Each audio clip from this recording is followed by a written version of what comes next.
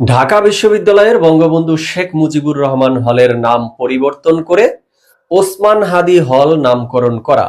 এটা কিন্তু আমরা দেখেছিলাম ওসমান হাদির জানাজা এবং দাফনের দিনই অনানুষ্ঠানিকভাবে করা হয়েছিল, বাট সেটা এবার আনুষ্ঠানিকভাবে রূপ পেতে যাচ্ছে। ঢাকা বিশ্ববিদ্যালয়ের সিন্ডিকেট সভা থেকে চূড়ান্ত সিদ্ধান্ত হয়েছে এই বিষয়ে। আমরা একটু তথ্যচিত্রের মাধ্যমে দেখার চেষ্টা করি। ঢাবির সিন্ডিকেটে শেখ মুজিব হল সহ 5টি স্থাপনার নাম পরিবর্তনের চূড়ান্ত সিদ্ধান্ত এসেছে। এই 5টি স্থাপনা কি কি একটু দেখি। শেখ মুজিব হল, ফজিলাতুন্নেসা মুজিব হল, এছাড়া শেখ রাসেল টাওয়ার, বঙ্গবন্ধু টাওয়ার। এক কথায় বঙ্গবন্ধুর পরিবার, শেখ পরিবার বা শেখ হাসিনার পরিবারের সদস্যদেরকে কেন্দ্র করে ঢাকা বিশ্ববিদ্যালয়ে যে 5টি স্থাপনার নামকরণ করা হয়েছে, সেই স্থাপনার নামগুলো পরিবর্তন করার চূড়ান্ত সিদ্ধান্ত ঢাকা বিশ্ববিদ্যালয়ের সিন্ডিকেট সভা থেকে গ্রহণ করা হয়েছে। এছাড়াও আমরা দেখছি জগন্নাথ বিশ্ববিদ্যালয়ে শেখ ফজিলাতুন্নেসা মুজিব হলের নাম ফলক খুলে ফেলা হচ্ছে।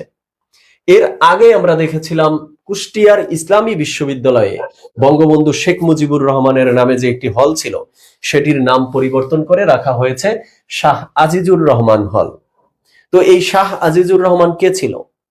ইনিই কিন্তু আমাদের 1971 সালের বাংলাদেশ স্বাধীনতার পর জাতিসংঘে গিয়ে তদবির করেছিল উল্টা, যাতে আমাদের বাংলাদেশকে স্বীকৃতি দেয়া না হয়। এই হলো সেই শাহ আজিজুর রহমান সাহেব। তার নামে হলের নাম দেয়া হয়েছে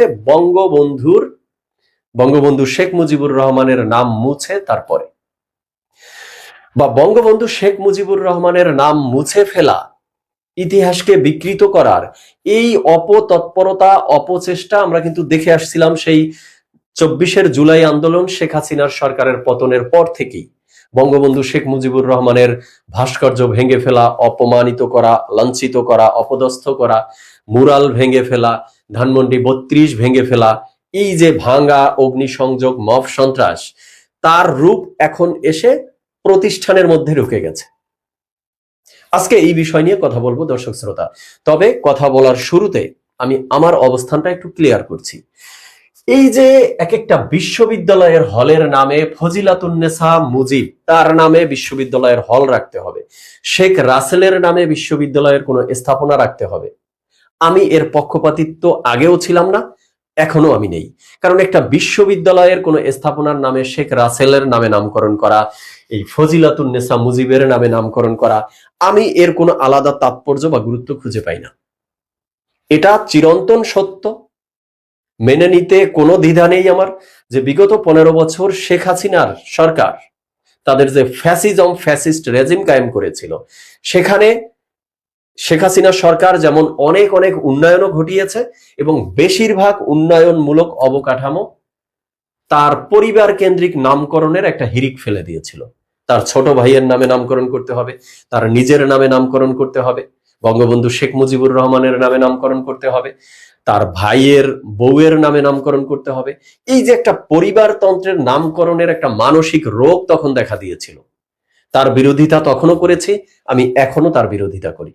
তাই এই শেখ ফজিলাতুন্নেসা মুজিব হলের নাম ফলক কেন পরিবর্তন করা হলো, বা কিছু শেখ রাসেল টাওয়ারের নাম কেন পরিবর্তন করতে হবে, এগুলো নিয়ে আমার মাথা ব্যথা নেই, এগুলো নিয়ে আমি কথা বলতে চাই না। আমার কথা যেখানে, সেটা হলো বঙ্গবন্ধু শেখ মুজিবুর রহমান হলের নাম পরিবর্তন করে সেখানে ওসমান হাদি হল নামকরণ করা হচ্ছে। এটি আসলে কেন? এটি কিসের রাজনীতি? মানে নাম পরিবর্তনের রাজনীতির যে খেলা, এই নষ্ট রাজনীতি, নোংরা রাজনীতি, প্রতিহিংসার রাজনীতি, এটা তো যুগ যুগ ধরে বাংলাদেশে চলে এসেছে।